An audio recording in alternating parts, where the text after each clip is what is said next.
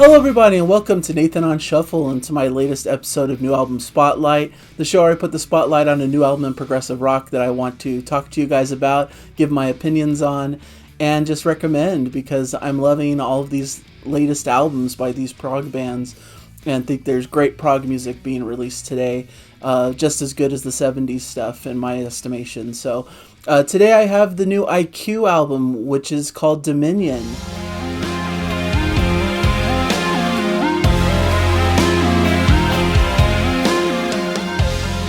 And this is a fantastic record. It's coming out this Friday, March 28th, and I'm excited to talk about it. It's been fun listening to it over these past several weeks.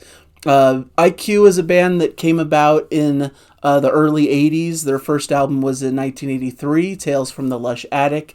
They were basically part of that neo-prog wave from the 80s that featured bands like Marillion, Pendragon, and others of that ilk. They're one of the best of that group in my estimation. I really love Marillion and Pendragon and all those bands, of course.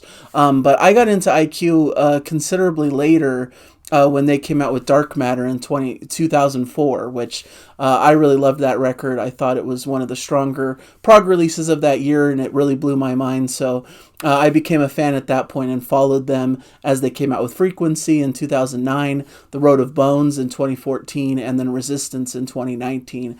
And it seems like they follow a similar trajectory. They come out with an album every 5 to 6 years. They came out with The Seventh House in the year 2000 before it, which many people consider on a similar level to these records also.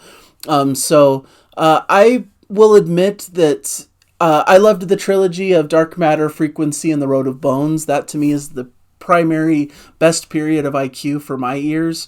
I was a little bit disappointed by Resistance. There's a lot that I like about it. I think it has a really cool flavor to it, kind of this darker, more spacey kind of feel with some heavier passages and stuff. But for some reason, nothing ever grabs me on that record as much as I expected it to.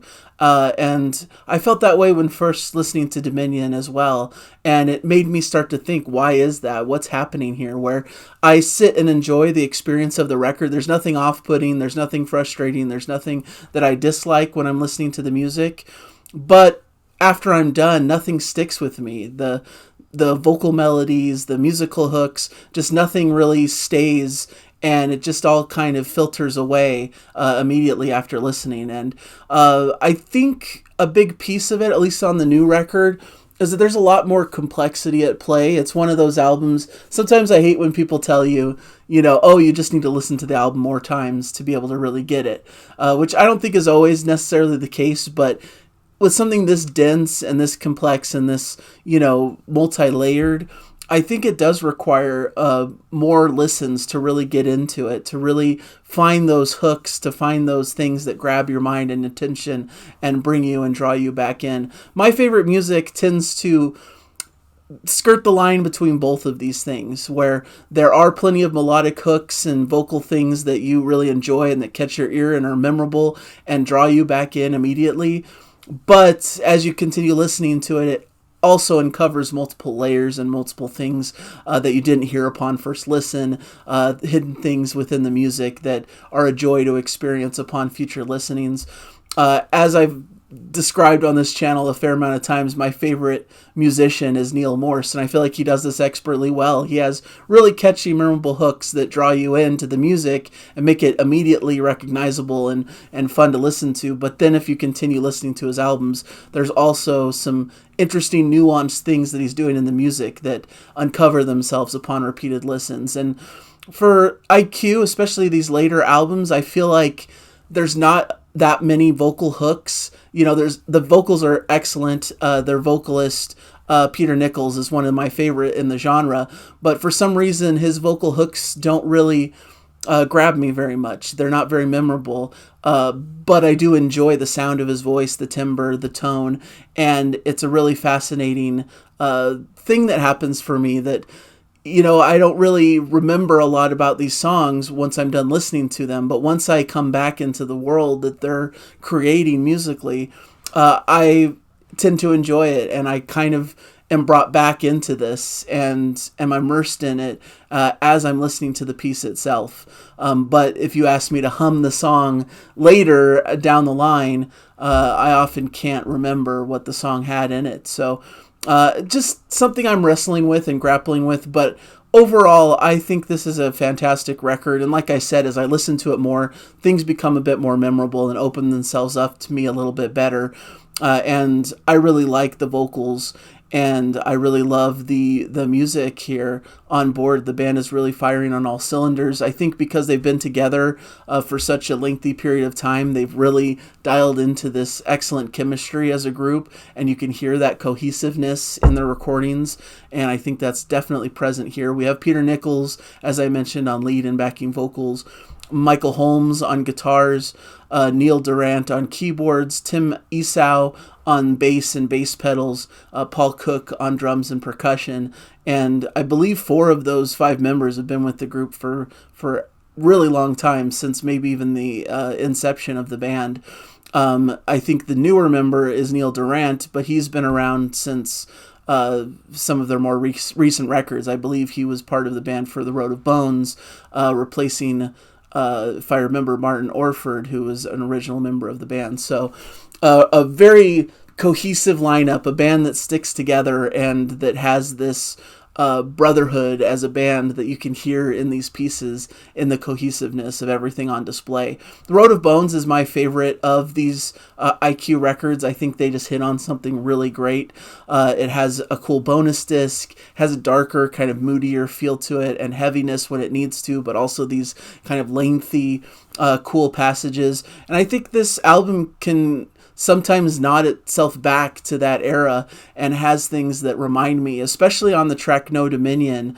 It really reminds me of the vibes of Road of Bones, especially the title track, where it really takes its time to build, has this kind of dark and moody feel with these dense keyboard layers, with this really great vocal melody that takes the forefront, great soaring guitar solo at the end before it fades out perhaps a little too quickly for my taste, but incredible lush instrumental sections, building intensity. I just love the journey that this song takes you on. It's a really fascinating step from the start to the finish. It's a little bit unconventional, but it's a great ride getting there. So that's one of my favorite pieces, kind of the centerpiece of the album. But of course, we get a big grand epic at the start called The Unknown Door, which is just over 22 minutes in length. You get this opening keyboard sound, almost sounds like majestic horns. Then you get some atmospheric sound effects as Peter Nichols' clear, wonderful, warm tone enters into the mix. A lot of these pieces have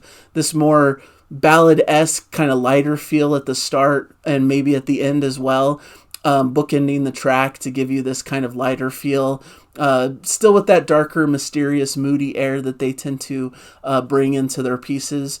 But then they get more heavy and intense and more progressive and have a lot of more instrumental passages throughout the midsections of these pieces. I really love some of the more intense sections through The Unknown Door, driving beats, sumptuous proggy keys, massive bass pedals, all grounded by Peter Nichols' excellent vocal work. The guitars even hint towards something almost a bit more metallic in this piece, about 9 minutes into it. So I really enjoy the whole epic journey that you go on this track. You get some spacey atmospheric interludes with sound effects and some acoustic guitar coming out of the fray. Great build-up, great emotional payoffs. And it's everything you'd expect and love and want to hear from a modern prog epic. I really love this piece of music, and I think it's done expertly well. Like I mentioned at the outset, hearing this piece, I really love it in the midst of it, but it took a lot of listens for me to really uncover the layers and to have those moments be memorable to me, to make me want to come back and keep listening and remembering these cool, interesting passages that come by one after the other throughout the piece. One of Us is a short acoustic guitar-led ballad, kind of a bit of a palate cleanser after this big epic. I really love it. I think it's a beautiful ballad. Great playing, great emotive vocals from Peter Nichols. No complaints here. And then we get the track Far From Here, which starts with the whining of a musical box before we get vocals on top of this kind of creepy musical box melody, atmospheric keys swirling around some very creepy soundscapes, almost kind of like a horror movie soundtrack at times, before the drums fade in and we get into a bit of a heavier section with deep bass and intense keyboards. And this leads to one of the heavier musical sections on the whole album. Great heavy drumming, plenty of powerful proggy keys, great build into a soaring guitar solo. This is really symphonic prog at its finest. Another great epic track. I kind of like these mid-length tracks, mid-length epic tracks, I suppose, where it's not quite up to the heights of like a 20 plus minute epic, but it's expanded enough to have that epic flavor. You know, this one almost reaches 13 minutes in length. Perfect sweet spot, I think, for some of the greatest prog pieces that are out there. And then it ends on a beautiful atmospheric track called Neverland. This is 8 minutes long, not to be confused with Neverland by Marillion. This is its own thing. Neverland being two different words here, but it's beautiful atmosphere, heavenly vocals. Love the strong bass groove that gets entered into the mix, adding weight to this poignant ballad that really gives space and time to develop, and is just a beautiful piece of music. A great way to end the album on. Great emotional impact and build up. And I think it's about as excellent as a closer as you can expect from the band. So all in all, it's a really great album. From my research and from hearing them in interviews, it seems like they created enough material for like a double album for this, but they're saving some of the material for maybe future works, but wanted to make this more of like a single disc, punchy album that just had the best of the best and music that all fit together into one conceptual feel. This album, the lyrics kind of deal with a meditation on death and talk a little bit about making use of the time we have left on this earth, how the only things that we have on this earth is time and health, and everything else is somewhat fleeting, so we got to take advantage of what we have left. It's inspired by the 1933 poem "And Death Shall Have No Dominion" by Welsh poet Dylan Thomas. That's where the No Dominion track comes from. So just a fantastic record, just exactly what you'd expect from the band. I think it's a step up from Resistance, especially after repeated listens, once things dialed themselves into my brain and I was able to remember things that hooked me in as a listener. But I still don't know if it touches the heights of what I loved in the band during that trilogy of Dark Matter, Frequency, and The Road of Bones. Probably just a personal taste thing, but I'm sure many people will consider this to be one of their best modern recent works, and I would agree. I think it's fantastic and heartily recommend it to everyone. Please check this record out. It's another strong entry into the IQ catalog. Can't wait to see them live on Cruise to the Edge to hopefully perform some of these pieces. That should be a really great experience. So incredible that this band is still chugging along this far into their career. Like I said, they started back in the early 80s, so we're definitely entering territory 30 years down the line in their career, 40 years really, right?